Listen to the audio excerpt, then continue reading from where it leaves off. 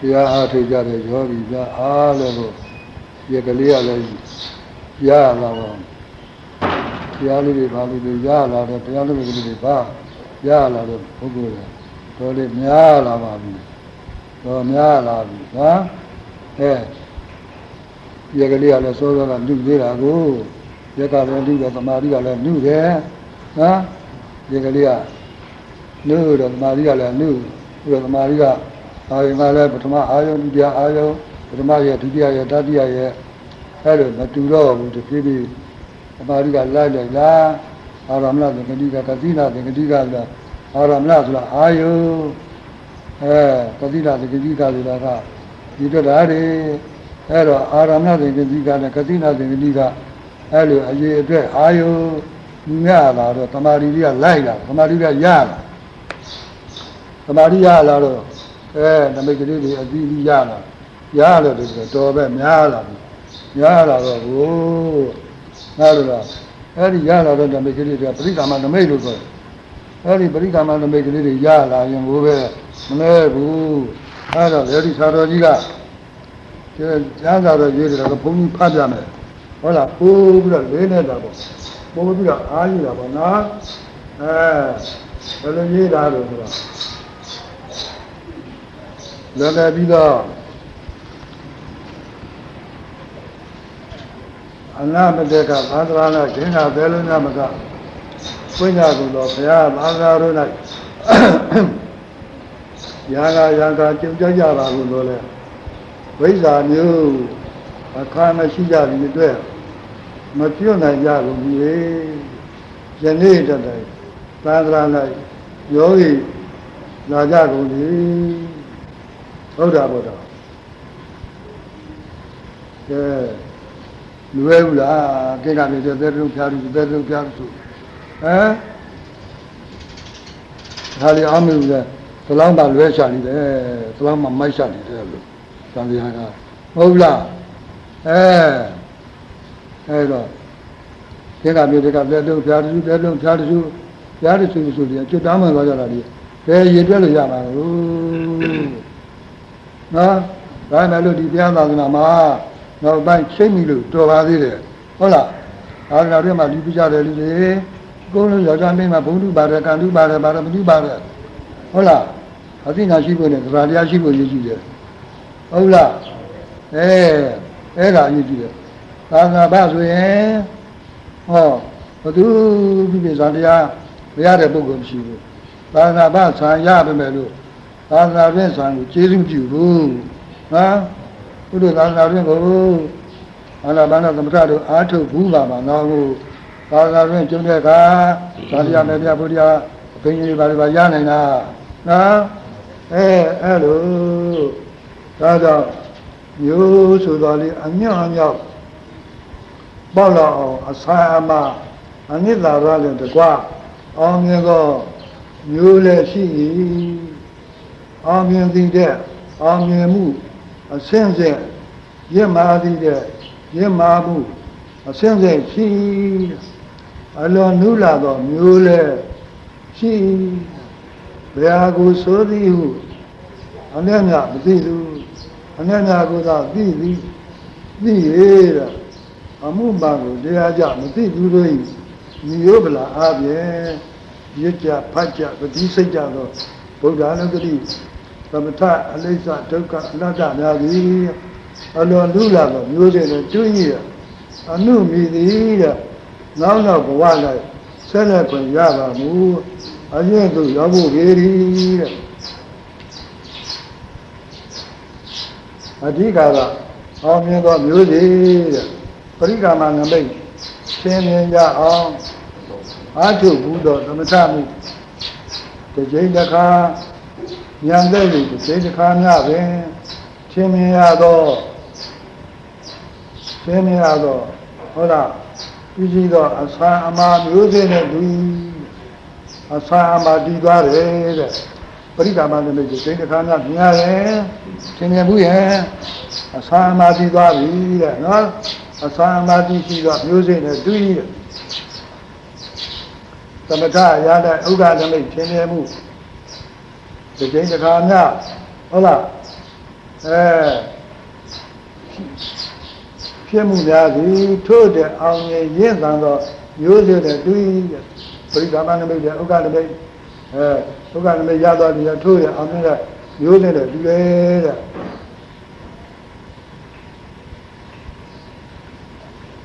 သမဂရာ၌ပฏิဘာကနမိတ်ထင်မြင်မှုဒီချိန်တစ်ခါများပင်မြင်မှုများသည်ထို့တဲ့အလုံးပဲအောင်မြင်ခြင်းကတော့မျိုးစေ့နဲ့တူဒီမအထက်သို့အစင်းစစ်တက်နိုင်ပါလေသမထရာဝိပဿနာရာနှစ်ဖက်လုံး၌အလုံးတဲ့အလုံးအောင်မြင်ခြင်းမှာကြီးမားစွာသောမျိုးကြီးအစင်းစစ်ဖြစ်လေတော့သည်ရှိသောဘဝတို့၌အဓိကပါရှိခဲ့ဘူးမှနောက်တော့ဘုရားသာသနာ၌ထို့သူစာမဲ့ဖို့ကိုရနိုင်ပြီဟုသောကျမ်းဂန်စကား၌အဓိကကဆိုသည်ကအောင်မြင်သောမျိုးကိုဆိုသည်ကြရနော်ခုပရိကာမနမိတ်ဥက္ကနမိတ်ဟုတ်လားအဲ့ဒါကြီးအစာမှာထည့်တာနဲ့အသီးသီးအဆင့်ဆက်တူတယ်တဲ့အဲ့ဒါခုပရိကာမနမိတ်လို့အားတို့အသိတွေလည်းရလာကြပြီဒါကြီးဘယ်လောက်ရလို့မရမနေ့က190ပါဗျာဒီနေ့220ပါဗျာဘယ်လိုတွေ့တော့တွေ့တော့မတွေ့သေးပါဘူးဗျာမတွေ့သေးဘူးဆိုစိတ်ထဲမှာပဲထင်နေလို့ပဲရှိပါတယ်ဗျာဘယ်ချိန်တော့ညပိုင်းတော့ပေါ့ဗျာညပိုင်းတော့ပါပဲစိတ်ကထင်လို့ဗျာဟိုလင်းတော့မလင်းပါဘူးဗျာ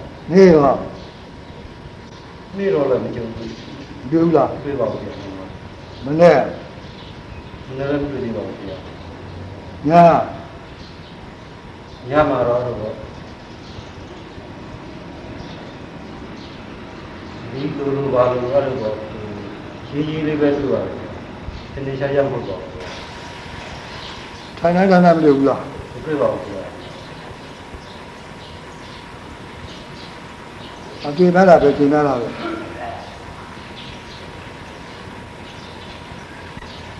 မတွေ့တာများပါတယ်ဗျာမနေ့ကမှပဲပြီးတော့အဲ့လိုတွေ့တာများတယ်ဟုတ်ပါဗျာထိုင်တဲ့အချိန်တိုင်းနည်းတွေ့တယ်ပေါ့အဲ့လိုတွေ့သလားဒီနေ့ကတစ်ချိန်လောက်ပဲပြီးတော့ညပိုင်းမှာတပီးရောင်လို့လည်းချက်ကလေးပဲပြပါတယ်ဗျာကျန်တာတော့မပြပါဘူးအမညရာတွေ့တယ်မနေ့တာတွေ့တယ်နေ့တာတွေ့တယ်ဟိုကျန်တဲ့ချိန်တွေကမတွေ့ဘူးပဲ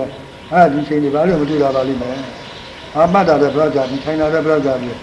အဲ့လိုသဘောတရားတွေနာပြီနဲ့အဲ့လိုစိတ်ဓာတ်တွေဝင်ပြီနဲ့နော်ကျမ်းရည်ပြလို့ဆိုတာအချိန်လေးနိုင်မလေးဣရိယာပု၄ပါးဆိုရှိတာနော်ကိုကျမ်းပါရင်းနဲ့ညီညွတ်အောင်မြတ်အောင်အဲ့လိုမမလေးကြိုးစားရမရမရှိဘူးနော်မရမရှိဘူးမောင်ဖြစ်တယ်နဲ့ဘယ်လောက်ရလဲဒီနေ့မနေ့က350ပါရှင်ဗျာဒီကနေ့400ရပါတယ်ရှင်ဗျာဘယ်လိုတွေ့တော့တွေ့တာတော့ဖျားပြီးတော့ဒီနေ့နည်းနည်းရှည်ရှည်လေးရှောက်မှရမယ်ထင်ပါတယ်ရှင်ဗျာဒါပြီးတော့အခု2ရက်ခနေ့ပါ3ရက်ဆိုရင်ဖျားပြီးတော့82နှစ်ထဲရောက်တာ3ရက်82နှစ်ထဲရောက်ပါပြီဗျာ3ရက်ရောက်လာပါရပြီးတော့ထရညာကအလင်းခွက်တွေအဲ့ဒါကြိုးကြမြင်နေရပါတယ်ဗျာမနေ့7 နာရီ30ကနေ10 နာရီအထိဝါရီဝါမှတ်တရားမှတ်ပြီးတော့ဖျားပြီးတော့ရေတောက်လိုက်ပါတယ်ဗျာတရားဖြုတ်တော့ရေတောက်လိုက်ပါတယ်တောက်တဲ့ရေကအထဲကိုဝင်သွားတဲ့ခါတော့သိတော့မလင်းဘူးဗျာအဖြူချောင်းကြီးဖြစ်သွားတယ်ရေဘယ်လိုဗိုက်ထဲဆင်းသွားတယ်ဆိုတော့ဖျားပြီးတော့သိရပါတယ်နောက်ပြီးတော့အဲ့ဒီကနေဆက်ပြီးတော့ခန္ဓာကိုယ်ဒီလိုပဲမတ်တရရင်ရေတောက်ရင်းနဲ့ဆင်ရင်ကြည့်လိုက်တဲ့အခါတော့အသားနဲ့အယိုးကြားမှာအလင်းရောင်တွေခြားနေတာအကျော်နဲ့အသားကြားမှာအလင်းရောင်တွေခြားနေတာခါရေတွေ့ရပါတယ်ဗျာဒါ10 နာရီ30ကနေပြီးတော့7 နာရီ30အထိကဝါရီဝါမှတ်တရားမှတ်ပါတယ်ဗျာမှတ်တော့ရေတကောနေဖြောနဲ့အဲ့လိုကြလာတာကိုတော်ကြာတွေ့ရပါတယ်နောက်ရှင်းတော့နားတစ်ဖက်ကအတန်ကြားလို့ရှိရင် ဘာမှသတိမထားမိဘူးနားနှစ်ဘက်ကတစ်ခုကြားတာပဲကြားတယ်လို့တာမှန်ပဲသိတာခုကဒီညာဘက်ကအတန်လာရဲ့ညာဘက်ကနားကပုံမောင်းခောက်လိုက်တဲ့ခါတော့နားနှစ်ဘက်လုံးကကြားတယ်လို့ထင်ပါတယ်ဗျာနောက်ဂျိုးနှကောင်ကဘယ်ဘက်ရောညာဘက်ရောတစ်ပင်တစ်ပင်ကြီးနားပြီးနေတဲ့ခါတော့ဘယ်ဘက်ကအတန်ကိုဘယ်ဘက်နားကဖမ်းပြီးတော့ညာဘက်ကအတန်ကိုညာဘက်နားကဖမ်းတယ်လို့ဒီလိုအသိကလေးဝင်သွားပါတယ်ဗျာနောက်တရားဖြုတ်လို့ထားလိုက်တဲ့အခါတော့တလောကလုံးဒီဟွာတွေပျောက်သွားပြီးတော့ဒရန်တွေခန္ဓာကိုယ်တွေအရာဝတ္ထုတွေပျောက်သွားပြီးတော့တလောကလုံးကအဆိုင်ခဲမရှိတော့ပဲနဲ့အလင်းလှိုင်းတွေဖြစ်ပြပြီးတော့အဲမင်းကဝိပဿနာပဲပြန်ပြီးဝိပဿနာပဲအာရုံပြုလိုက်သလားမပြုပါဘူးခင်ဗျာဖြစ်တာတွေအာရုံပြုလိုက်သလားမပြုပါဘူးခင်ဗျာဒါပြောတမင်ဟောပြုပါဒါပေမဲ့အဲ့ဒီလိုအလင်းရောင်ဖြန့်သွားတဲ့အခါတော့အရာဝတ္ထုတွေခန္ဓာကိုယ်နဲ့ခန္ဓာကိုယ်မတွေ့ရတော့ပဲနဲ့ဖက်နဲ့အလင်းလှိုင်းတွေကြီးတဲ့ကမ္ဘာလုံးတစ်လောကလုံးရှိနေတာဖျားပြီးတော့တွေ့ပါတယ်ဗျာအရင်ကလည်းဖျားပြီးတော့တရားအထုတ်ရင်လူနဲ့ပတ်ဝန်းကျင်ဘာမှမရှိတော့ဘူးသိတာနဲ့သိစရာလေးဒီနှစ်ခုပဲဖျားပြီးတော့တွေ့ရပါတယ်အခုဒီအာနာပါနကိုမှတ်တဲ့အခါတော့ရေတွင်းမှာစက်သီးဆွဲတယ်လို့ဆွဲတဲ့လူလည်းမရှိဘူးရေတွင်းလည်းမရှိဘူးစက်သီးနဲ့ကြိုးပဲရှိတယ်အဲ့ဒီစက်သီးနဲ့ကြိုးကခပ်တွတ်ရှည်ရှည်ဆွဲတယ်တခါတလေဟိုဘက်ဒီဘက်ဆွဲလိုက်ရှည်ရှည်ကြီးတခါလေးဒီဘက်တလိမ့်အောင်လေးဟိုဘက်တလိမ့်အောင်လေးဒီဘက်တလိမ့်အောင်လေးအဲ့ဒါလိုဆွဲတယ်လို့ဒီထိတိဘာမှမရှိတဲ့ဟွာထဲမှာထိတာပြတာလေးအဲ့ဒါပဲတပိတော့တွေ့ရပါတယ်နောက်နေ့တနာကြီးကနေပြီးတော့3နာရီအထိရောက်တော့ဆက်ပြီးတော့ထိတာပြတာလေးဟာဒီဖုဒနာကိုကဏနာနဲ့တွဲမှတ်တာပူထင်ရှားပါလားလို့အဲ့ဒီအပြီးဆက်ပြီးတော့သိပါတယ်ဗျာအာယုန်နဲ့အမျိုးမျိုးပေါ်လာတဲ့ကအဲ့ဒီအာယုန်တွေကိုအာယုန်တွေနောက်လိုက်မတင်နဲ့သိလားမှန်ပါဗျာထိတာလေးတော့မှတ်နေရင်သူ့လို့သူ့လို့သွားမှာကိုယ်လို့ကိုယ်လို့မှတ်ဖို့ရည်ကြီးတယ်မှန်ပါနော်မှန်ပါဗျာဆက်ပြီးတော့အလင်းရောင်ဒီဟာတဲ့သဘောတရားလေးတွေသွားပြီးတော့စိတ်ကရောက်သွားတယ်ဥပမာဒီနှာခေါင်းကရှူလိုက်တယ်ဆိုလို့ရင်ရှူတဲ့လေဟာအောက်နှမ်းအောင်တော့ဖြန့်သွားတာပါတောက်တဲ့ရေဟာချက်လောက်အောက်မှာတော့ဖြန့်သွားတာပါလားအဲ့ဒီအသည့်တွေသိအေးပါအဲ့ဒီအသည့်တွေကနည်းနည်းများနေတယ်ဗျာနောက်ပြီးတော့ဒီထွက်လေဝင်လေက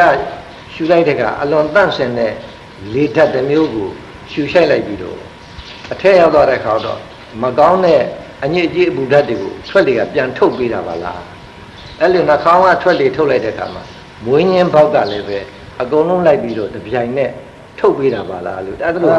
အဲ့ဒီအာရုံရှိရတော့ရှော့လိုက်ပြီလေနော်မှန်ပါဗျာဒါသူကလည်းသူသဘောတရားသူကလည်းဆောင်းသွားမှာမှန်ပါဗျာဟုတ်လားမှန်ပါနောက်ထူကြတာကတော့ညနေ6နာရီနဲ့ခွဲကနေပြီးတော့7နာရီခွဲအထိပါဗျာညဦးပိုင်းမှာဖျားပြီးတော့ဖြစ်ပါတယ်ဗျာ6နာရီခွဲကနေပြီးတော့တောက်လျှောက်ဖျားပြီးတော့2နာရီထိုင်ပါတယ်2နာရီထိုင်တဲ့အခါတော့မီးရောင်စုံလေးလင်းနေတဲ့မြို့ကြီးကိုခလန်းလန်းကမြင်ရတယ်လို့အဲ့လိုမြင်ရပါတယ်ဗျာရှေ့ပေ100 200လောက်မှလည်းပဲမီးချောင်းတွေစုပြုံထွန်းထားတဲ့မန္တကြီးလှမ်းမြင်ရပါတယ်ဗျာအဲ့ဒါကိုယ့်ကိုပြန်မှတ်ရင်းနဲ့ဖြည့်သီးလေးရတော့ဖြားပြီးတော့အမြဲတမ်းဒီအတိလေးရှိပါတယ်ဗျာဘာတွေမြင်တပြီးတော့ဒီထိတာလေးကိုမရအောင်ဖမ်းထားတာအဲ့ဒါဖြားပြီးတော့ကိုယ်ပေါ်မှာမီးအုပ်ဆောင်ကြီးလွှမ်းထားပြီးတော့ဒီမှာပါသူကသူမျိုးကိုကားလို့ဘာတော်ရားလို့ဆိုအမျိုးမျိုးတွေကြတော့တယောက်နဲ့ကြတော့ဦးနဲ့တူပဲတူမလို့မှန်ပါဗျာမတူဘူးပေါ့နော်အဲ့တော့တကူလုံးခန္ဓာကိုယ်လည်းပျောက်ပြီးတော့အတုံးစာတွေပဲဖြစ်ပြီးတော့အလင်းခဲတွေဖြစ်နေပါတယ်အေးပါလေဒါဝိပဿနာပဲစိတ်ကမလဲဒီနဲ့ပြီလားမှန်ပါဗျာဒါကအာနာပါနသမထဟုတ်လားမှန်ပါဗျာသမထဆရာသူအနေနဲ့သူဒီတော့သူတရားသူကသူဆောင်းခေါ်သွားမှာဆောင်းပြသွားမှာနော်မှန်ပါဗျာအေးရတယ်လူပဲ